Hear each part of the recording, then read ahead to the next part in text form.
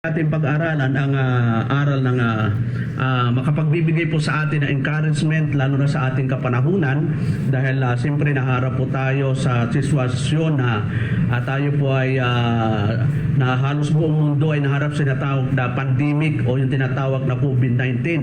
So na-extend po yung ating ECQ o yung quarantine May 15 lalo na po sa kapanahunan natin ngayon, no. So pag-aralan po natin in the light of the scripture kung paano po ang Diyos ay nagbibigay po sa atin ng pag-iingat sa mga kapanahunang ganito na nakakaharap. So, ang pamagat po na ating pag-aralan ngayon, mga kapatid, ay how the Lord bless us in critical situation. No? So, ulitin ko po, no? Ang pamagat po ng ating pinapag-aralan, how the Lord bless us in critical situation. So, ang ating pinakanteksto ngayon in the book of Daniel. So kung mayroon pa ko yung Bible sa bahay niyo, kapatid, in the book of Daniel chapter 3 verses 1 hanggang last verse. So mahaba po ang ating pag-aralan para marami po nating mapapag-aralan ng mga encouragement patungkol po sa banal na kasulatan.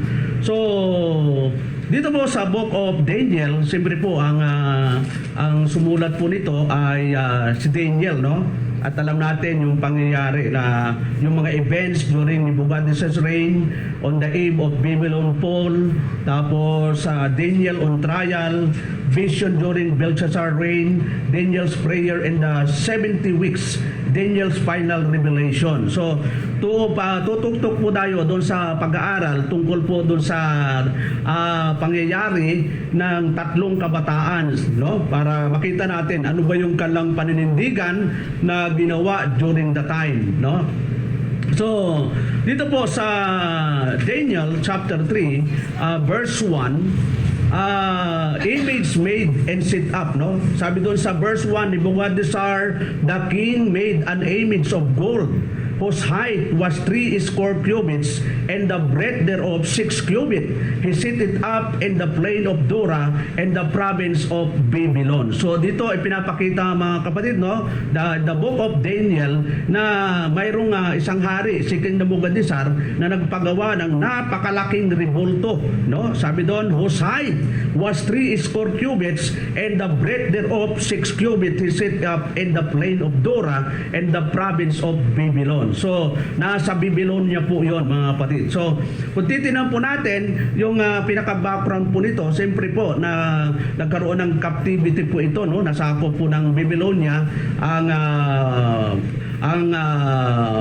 Jerusalem, no? At yung mga kabataan, mga kalalakihan ay ginawa pong napunta po sa Babylonia. Kasama ko si Daniel at yung tatlong kabataan. So naging ano po sila doon, no? Alam natin yung mga kwento. So mamaya malalaman po natin. So doon sa verse 2 and 3, ito po yung dedication services, no? Makita po natin, ang sabi po doon, then Nebuchadnezzar, the king sent to gather together the princes, the governors, the captains, the judges, the treasurers, the counselors, the sheriff, and all the rulers of the provinces to come to the dedication of the image which Nebuchadnezzar the king had set up. Then the princes, the governors, and the captains, the judges, the treasurers, the counselors, the sheriffs, and all the rulers of the provinces were gathered together unto the dedication of the image that Nebuchadnezzar the king had set up, and they stood before the image that Nebuchadnezzar that set up. So ito no, nagkaroon na ng tinatawag na dedication nung ginawa na malaking rebulto na pinagawa ni King Nebuchadnezzar, no? At nagkaroon na po ng tinatawag na dedication. Yung dedication parang blessing o parang paghahandog. So nangyari po yon nung matapos po yung pinagawa ni King Nebuchadnezzar. At sa verse 4 and 7, no, habaan lang po na, bilisan lang po natin kasi nandun po sa dulo yung talaga yung pinakamagandang encouragement na makita natin mga kapatid. Dito po sa verse 4 hanggang 7, ano pong sabi doon? Yung tinatawag pong command to worship. Ito na po, no, na inutos na po na sambahin ang ginawang rebulto, pinagawang rebulto ni King Nebuchadnezzar. Ano po yung sabi doon sa verse 4 and 7? Then an herald cried aloud to you, it is commanded, O people, nation, and languages, that at what time you hear the sound of the cornet, flute, harp, sackbut, psaltery, that simmer, and all kinds of music, you shall fall down and worship the golden image that Nebuchadnezzar the king had set up. Yun, so yun po yung ginawa during the time mga kapatid, no, na itong si King Nebuchadnezzar inutos na po na sambahin yung pinagawang malaking image ni King Nebuchadnezzar. At yun nga po na talagang obligado yung mga tao during the time na sambahin at yukuran yung pinagawa ni King Nebuchadnezzar. At dito po sa verse 8 hanggang 12, makita po natin yung accusation of the three Jews, no? Inakusahan na po sila na bakit to. Tingnan po natin yung verse 8 hanggang 12. Sabi po doon sa verse 8 hanggang 12, wherefore at the time certain Chaldeans came near and accused the Jews. They spake and said to the king Nebuchadnezzar, O king, live forever. Thou, O king, hast made a decree that every man that shall hear the sound of the cornet, flute, harp, sackbut, psaltery, and dulcimer, and all kinds of music shall fall down and worship the golden furnace. There are certain Jews whom thou hast set over the affairs of the province of Babylon, Shadrach, Meshach, and Abednego. These men, O king, have not regarded thee. They serve not thy gods, nor worship the golden image which thou hast set up. So ito po yung akusasyon sa tatlong kabataang ito na ayaw sumamba, ayaw lumuhod doon sa pinagawang image ni King Nebuchadnezzar. So, dito po, tingnan po natin, sumunod na pangyayari, dito po sa tinatawag na investigation of kings, no? Investigation of kings. Sa verse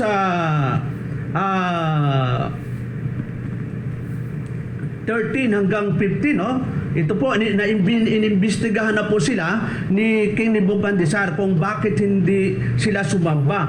Tingnan po natin sa verse 13 hanggang 15. Then Nebuchadnezzar in his rage and fury commanded to bring Shadrach, Meshach, and Abednego. Then they brought these men before the king. Yon. Kasi nagkasala na po sila, hindi sila sumunod sa utos ng hari. Nebuchadnezzar spake and said unto them, Is it true, O Shadrach, Meshach, and Abednego, do not you serve my gods, nor worship the golden image which I have set up? Now, if you be ready, that at what time you hear the sound of the cornet, flute, harp, sackbut, psaltery, and dulcimer, and all kinds of music, you shall down and worship the image which I have made. Well, but if you worship not, you shall be cast the same hour into the midst of the burning fiery furnace. And who is that God that shall deliver you out of my hands? Yun yung sabi ng hari na bakit hindi kayo sumamba sa pinagawa kong rebulto? Na ang tanong nga sa kanila, doon sa tatlong kabataan, ang tanong, but if you worship not, you shall be cast the same hour into the midst of a burning fiery furnace. In who? Sino daw? Who is that God that shall deliver you out of my hands? Sino ba yung Diyos ninyo na magliligtas sa aking mga kamay? So, tandaan po natin na itong tatlong kabataang ito ay mga Hudyo na ang kinikilalang Diyos ay Diyos na, yung Diyos na may likha ng langit at lupa. Nasabi ni King Nebuchadnezzar, sino ba yung Diyos na magliligtas sa inyo? Sapagkat pag hindi kayo sumamba, ay kayo ay itatapon doon sa lumalagablab na apoy, no? Burning fiery furnace. So, yun po yung makita natin doon sa pangyayari yun, mga kapatid. So, tingnan po natin, no? Yung sunod na pangyayari, dito sa 16 to 18, ang tawag dito, refusal of the three Jews. Kahit hari na po yung nagpumpronta sa kanila, mga kapatid. Kahit pahari yung nagsabi sa kanila na bakit hindi kayo sumamba? Bakit hindi nyo niluran yung aking pinagawang imahen? Ano ang sabi dito sa 16 to 17, mga kapatid? Shadrach, Meshach, and Abednego answered and said to the king, O Nebuchadnezzar, we are not careful to answer thee in this matter. It is be so, our God whom we serve is able to deliver us from the burning fiery furnace, and He will deliver us out of thy hand, O king. So ito, napakatapang pong sagot po ng mga tatlong kabataang ito na ang sabi doon talagang pinanindigan nila, mga kapatid, na yung Diyos na makapangyarihan sa lahat ay kaya silang iligtas doon sa sinasabi ni King Nebuchadnezzar na burning, ang tawag doon ni King Nebuchadnezzar, burning fiery furnace. Yun, burning fiery furnace, yung naglalagablab na pugon na pinainit nga 7 beses pa po ito, no? Pero itong mga kabataang ito, ang sagot po sa hari, sasagot ka sa hari ng ganun, mga kapatid, no? Subukan mong sumagot sa hari sa panahong ito, mga kapatid, ng pabalang. Ito, so talagang sumagot sila at yung sagot nila ay totoong sagot kasi alam nila at kinikilala nila na may Diyos na mga pangyarihan sa lahat. Ang sabi po ng mga kabataang ito, if it be so, yun, our God whom we serve is able to deliver us from the burning fiery furnace, and He will deliver us out of thy hand, O King. Pero tinan natin, mga kapatid, no? Ito yung sagot ng tatlong kabataan nung iniimbestigahan sila ng haring Nebuchadnezzar na bakit hindi sila sumamba doon sa pinagawang ribulto, no? At yung tapang nitong tatlong kabataan na sa halip na sila po ay manahimik, sumagot po sila sa hari na yung pagsagot nila ay talagang pinapakilala nila na yung Diyos na kinikilala nila ay kaya silang iligtas doon sa sinasabi ni King Nebuchadnezzar. So sunod po, tingnan po natin yung sumunod na pangyayari matapos po silang sumagot doon sa hari. Siyempre, pag sinagot mo ang hari, ano kaya ang magiging pakiramdam ng hari na sinasagot mo? May utos na sambahin yung pinagawang ribulto, tapos ikaw ay ayaw sumunod, hari yung nag-uutos, pero yon pinakilala nga ng mga kabataang ito na yung Diyos na makita natin hanggang 23, tingnan po natin yung ating mga Bible, mga kapatid. Sabi po doon, then was Nebuchadnezzar full of fury. Yun, galit na galit po yung hari. And the form of his visage was changed against Shadrach, Meshach, and commanded that they should hit the furnace 7 times more than it was wont to be heated. Yon, so yon, matindi yung galit ni King Nebuchadnezzar doon, mga kapatid, no? Dahil sa ginawa nitong tatlong kabataang ito na tumanggi. Yon, tumanggi doon sa inuutos ni Haring Nebuchadnezzar na sambahin yung pinagawang ribulto.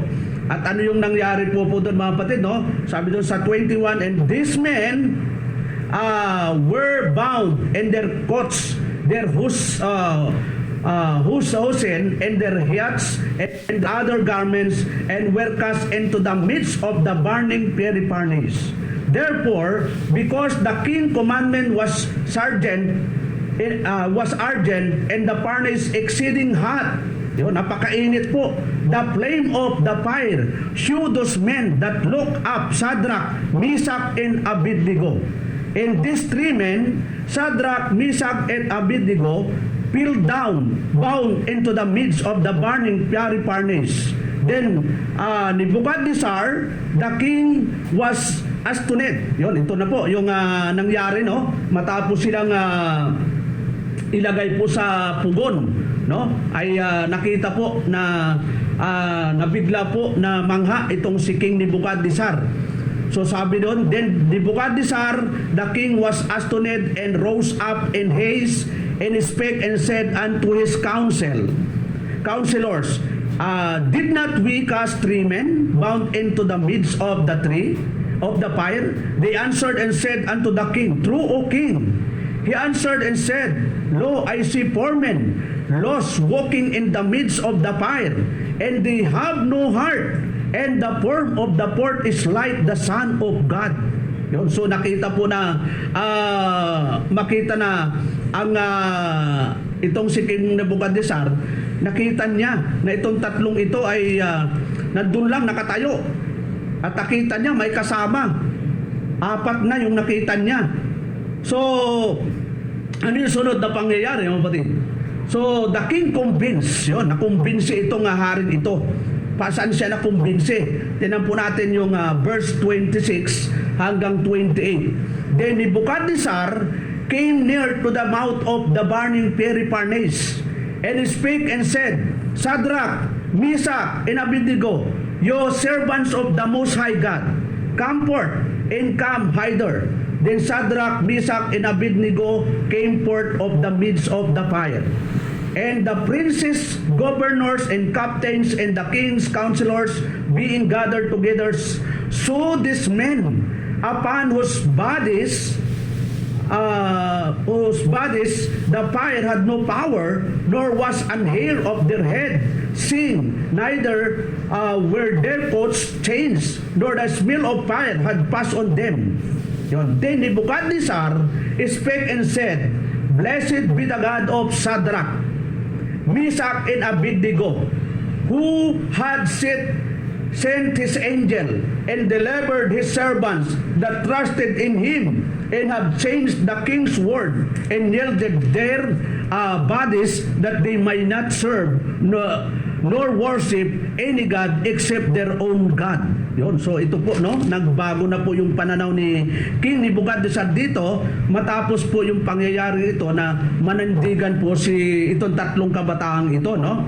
Sa panghuli dito po sa 29 hanggang 30, therefore I make a decree that every people, nation, and language which speak anything amiss against the God of Shadrach, Meshach, and Abednego shall be cut in pieces, and their houses shall be made a dunghill, because there is no other God that can deliver after this sort.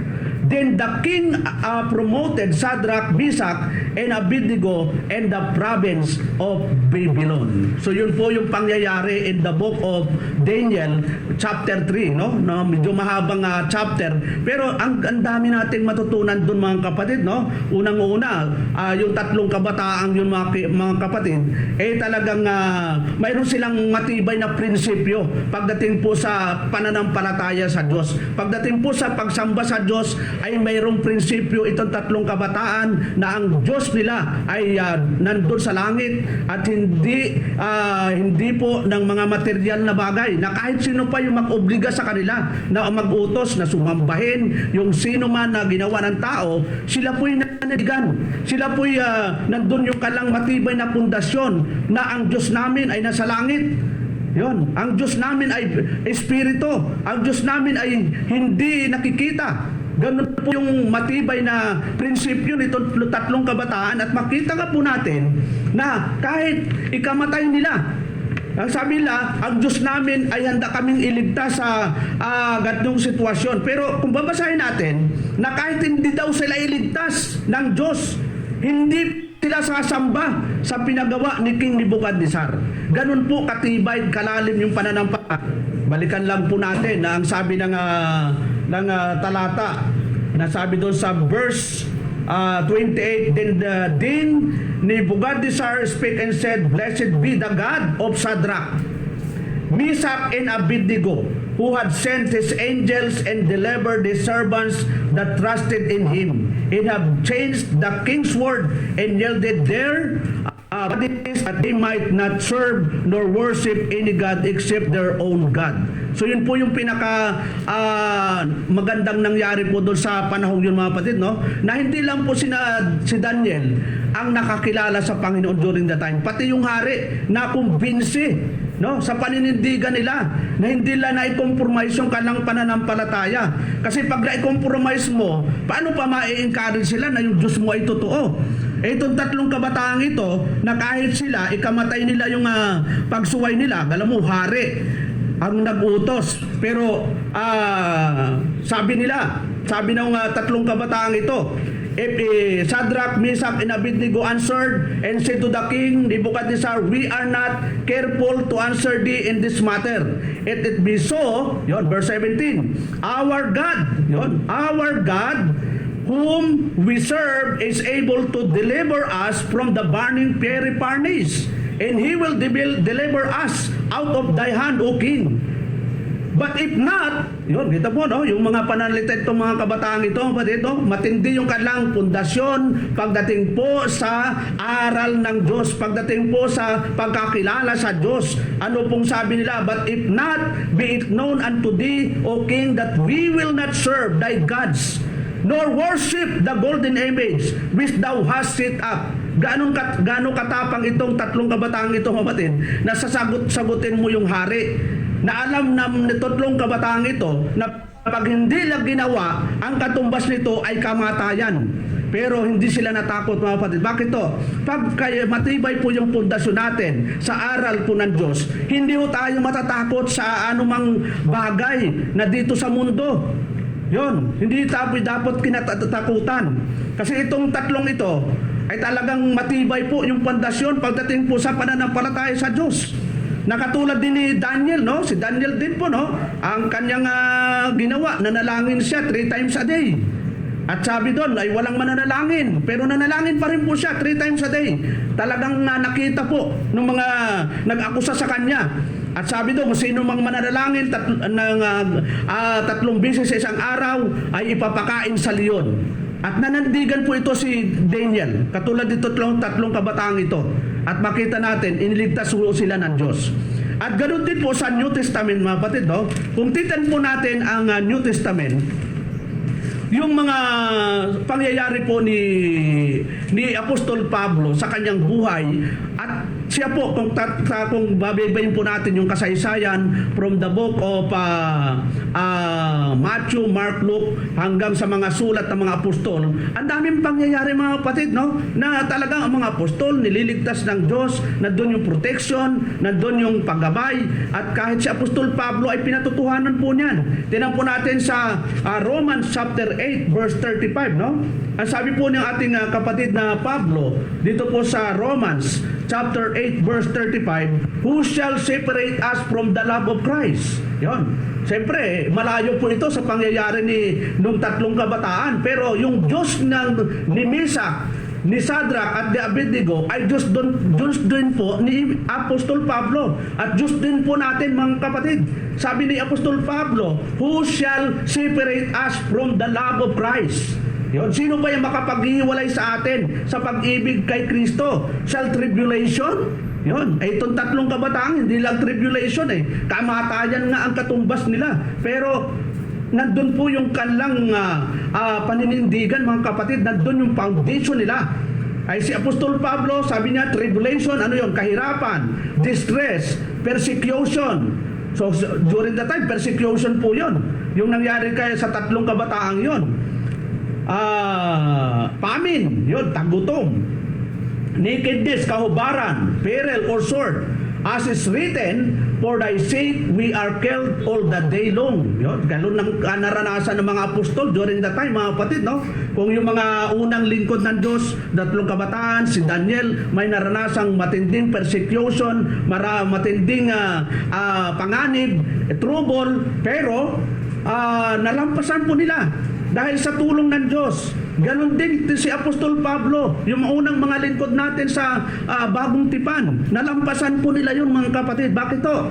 Hinaniniwala po sila na yung pagiging sovereign ni Lord ay hindi lang po sa mga bagay, kundi sa pagproteksyon niya sa kanyang mga anak. Nakita po natin na sabi ni Apostol Pablo na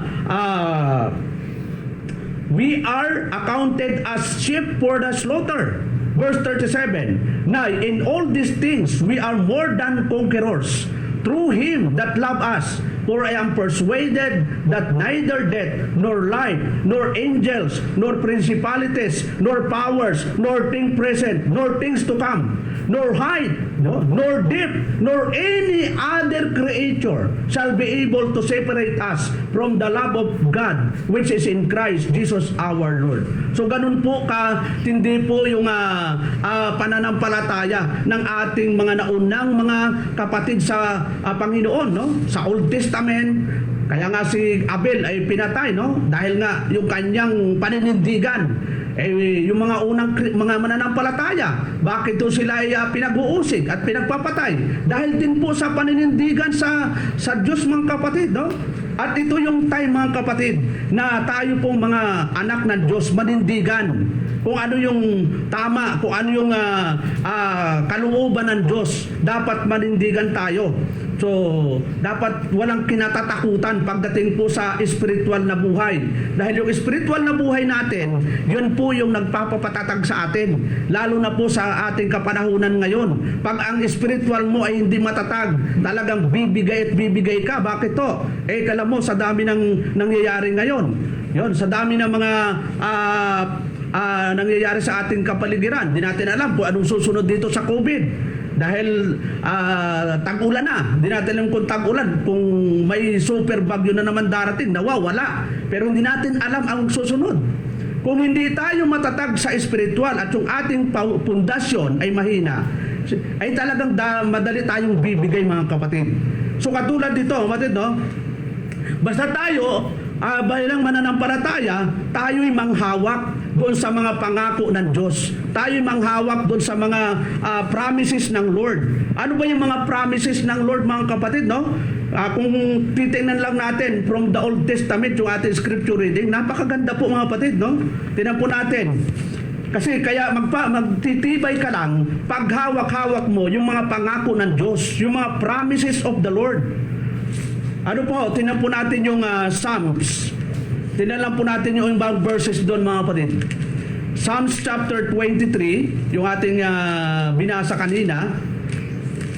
Ano po yung sabi ng psalmist po doon? Sabi po doon, the Lord is my shepherd, I shall not want. Yun, ang Panginoon, ang aking pastol, hindi ako magkukulang. Yun. He maketh me to lie down in green pasture. He leadeth me beside the still waters. Yun. He restoreth my soul. He leadeth me in the paths of the righteousness for His name's sake. Yeah, though I walk through the valley of the shadow of death, I will fear no evil. For Thou art with me, Thy rod and Thy staff, they comfort me. Thou preparest a table before me in the presence of my enemies. Thou anointest my head with oil. My cup runneth over. Surely goodness and mercy shall follow me all the days of my life, and I will dwell in the house of the Lord forever. Yun.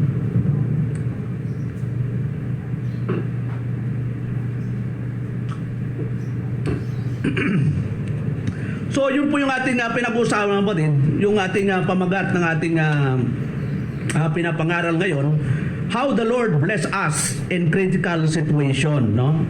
At nakita nga po natin yung buhay ng tatlong kabataan na in spite na nandun po sila sa critical na buhay na sitwasyon, pero makita natin yung paninindigan nila na makita nga natin na sabi nila na kahit kami ay hindi iligtas ng Diyos, hindi kami sasamba sa pinagawa mong rebulto. Yun ang sagot po ng tatlong kabataang dito doon sa hari kay King Nebuchadnezzar. So ano yung lesson na ating matutunan dito, mga kapatid? Unang-una, yung mga tanong na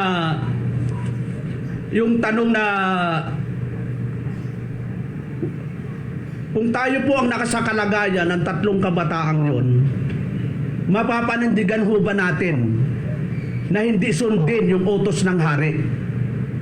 Na hindi sambahin yung pinagawang rebulto, no? Mapapanindigan ba natin na sa kabila ng kapalit nun ay kamatayan natin, ay magagawa ba nating tayuan yung pundasyon na ating dala o hawak? Kasi importante yung foundation natin, mga kapatid, matibay. Kaya itong mga tatlong kabataang ito in the book of Daniel chapter 3 ay napanindigan nila yung kanilang ganong sitwasyon, kasi nga matibay yung pundasyon nila, mga kapatid. Ang pundasyon nila ay hindi lang pundasyon ng aral ng tao, aral ng ninuman, aral po ng Diyos ang nagbigay sa kanila ng pundasyon para manindigan sa katotohanan.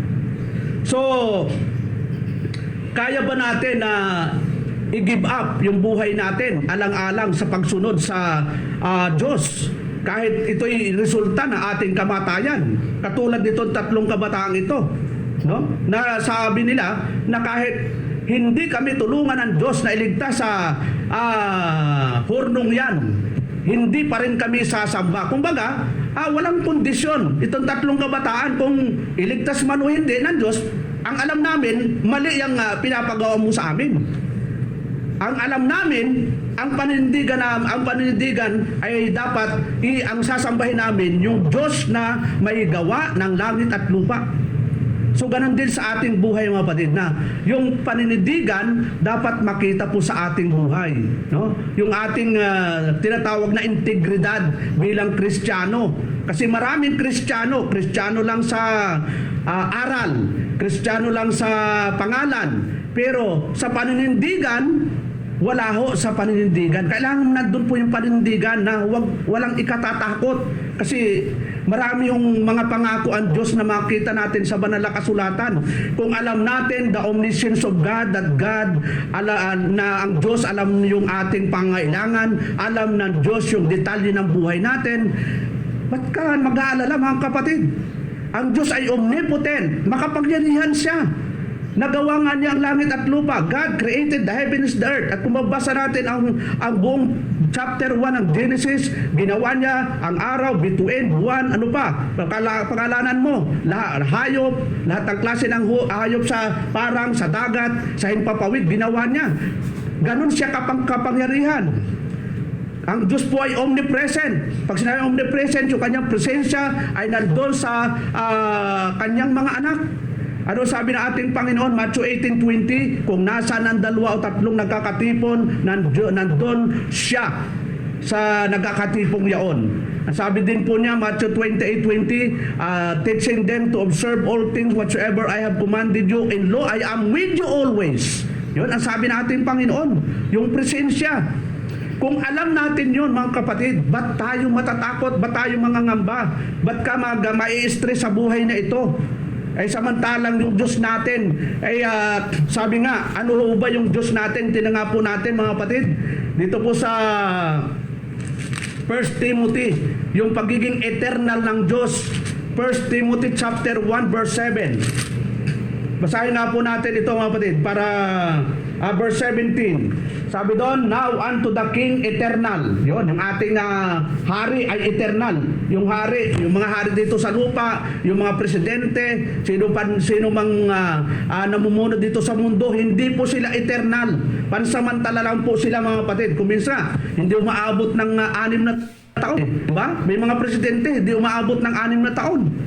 Kasi hindi nga eternal sila. Minsan, mamamatay na nga lang sila eh. Hindi po umabot yung kanilang termino. Pero yung ating Diyos na makapangyarihan sa lahat, now unto the King eternal, immortal, invisible, the only wise God. Yun, yung ating kinikilalang Diyos. At yung Diyos ng tatlong kabataan, ni Daniel, ito yung Diyos na kinikilala nila at kinikilala natin. Ano yung kinikilala natin Diyos? King eternal, immortal, invisible, the only wise God. be honor and glory forever and ever. Amen. So kung ganun ang pagkakilala natin mga kapatid, hindi tayo matatakot, hindi tayo mangangamba, hindi ka magpapanik, hindi ka madi-discourage.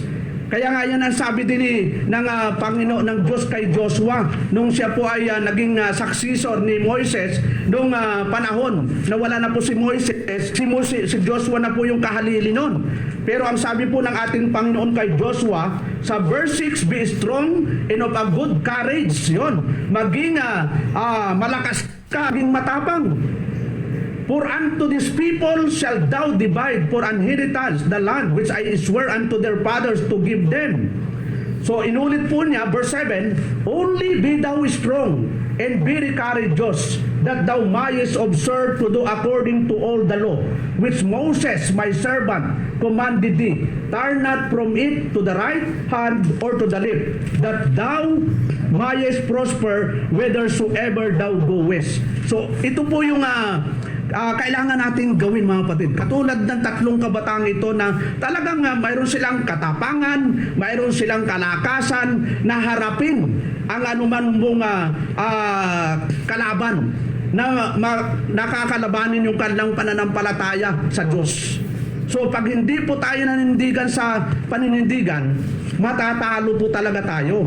Kaya nga palaging sinasabi ni Apostol Pablo dito sa Ephesians, tinan po natin, Ephesians chapter 6. Susuglang po natin sa mga ating pinapag-aralan. Ephesians chapter 6 verse 10. Ano po yung sabi ni Apostol Pablo sa mga mananampalataya sa Ephesians? Finally, my brethren, be strong in the Lord and in the power of His might. Yun, lakas daw sa Panginoon at sa kapangyarihan ng kanyang of His might, kapangyarihan ng kanyang kadakilaan. But put on the whole armor of God, that you may be able to stand against the wiles of the devil. Yun, may wiles of the devil. Alam natin, maraming taktika ang dyablo na minsan kahit mga Kristiyano talagang dapat mataas yung discernment natin mga kapatid, na hindi natin alam yun ay trap na pala ng dyablo, na tayo mismo ay nabitag na. Kaya kailangan isuot po natin yung whole armor of God na binabanggit dito. So isa pa these three men were devoted to the point of realization that God is the giver of life, both now and forever. So, ito yung nakita po ng tatlong kabataang ito, na ang Diyos po ang nagbigay ng buhay. Yun. Katulad na sinasabi ni Job, na Diyos ang nagbigay, Diyos din ang babawi. So, kung talagang panahon mo na, panahon mo rin. Panahon na. Wala akong makakaligtas kapag panahon na. Kahit wala kang COVID-19. Pag panahon na, panahon mo na. Yun. Pero kailangan mag-ingat rin, Hindi porke sabi mo, kahit mamamatay din ako. So, kailangan yung pag-iingat. Una, physically, yung ating kalusugan. Iingatan po natin yun, huwag tayong pabaya sa ating personal na katawan. So our God is able to deliver us through any circumstance. Yon, sa mga pangyayari, may mga pangyayari na ginagamit ng Diyos para iligtas tayo. Tulad ngayon, iligtas tayo sa kagutuman. Yon, maraming mga karas ngayon gutom. Pero kapag anak ka ng Diyos, marami yung ginagamit ang Diyos para masupply yung ating mga pangailangan. Yon, gumagamit po siya. Ang Diyos po talaga ang hindi nagpapabaya. May ginagamit lang po sa mga tao para yung ating mga pangailangan, lalo na ang mga anak niya, ay ma-supply. Ay kung yung mga unbeliever nga, yung mga hindi Kristiyano mga kapatid, na hindi nagugutom. Minsan sagana pa. Ayaw mas mo rin mga anak niya, pababayaan ba ng Diyos mga kapatid? So sa ganitong sitwasyon, yung mga pangako lang ng Diyos panghawakan natin mga kapatid. At ito lang yung magiging sandata natin sa ating kapanahunang ito, na panghawakan natin yung mga pangako na sinasabi ng Biblia. Basa lang po tayo ng mga talata bago tayo magtapos. Dito po sa Matthew, no? Palangin natin itong binabasa, pero ang sarap pag nilay-nilayan yung talatang ito, mga kapatid. Na minsan, sa ulo natin yung talata, pero minsan hindi natin na-apply sa ating buhay. Nandun pa rin yung ating pagpapanik. Nandun pa rin yung pagkukomplain natin. Kung talagang nasa puso mo itong talatang ito, hindi ka mangangamba, hindi ka magpapanik, hindi ka magkukomplain sa buhay mo. Tingnan po natin yung Matthew chapter 6 verse 31. Therefore, take no thought saying, what shall we eat? Yun. Saying, what shall we drink? Or whether withal shall be clothed. For after all these things do the Gentiles seek, for your heavenly Father knoweth that you have need of all these things. Verse 33, but seek you first the kingdom of God and His righteousness, and all these things shall be added unto you. Yun po yung pinaka maganda po doon, mga kapatid. Kung titingnan na natin, ano lang ang kailangan natin ngayon? Makakain, iinumin at darangtin. Yun lang, simple lang po ang buhay. Huwag tayong masyadong magpanik, huwag tayong masyadong magulumihanan. Yon, kasi hindi ugali ng Kristiyano yan, ugali ng mga pagano, sabi ng ating Panginoon yan. Pag ganun po yung ating attitude, puro tayo complain, puro tayo nangangamba, ay nasan po ang Diyos natin kinikilala? Nasaan po yung ating pananampalataya sa Diyos? Ay kung itong tatlong kabataang itong ating napag-aralan, Mesak, Shadrach, Abednego, nasa bingit ng kamatayan, nanindigan po sila. Yon, nandun na po sila, talagang buwis buhay na po, pero hindi po sila nag-complain, hindi po sila kakitaan ng pagkalungkot o pagkadismaya. Sa halip, nandun kinilalan na ang Diyos po ang magliligtas po sa kanila.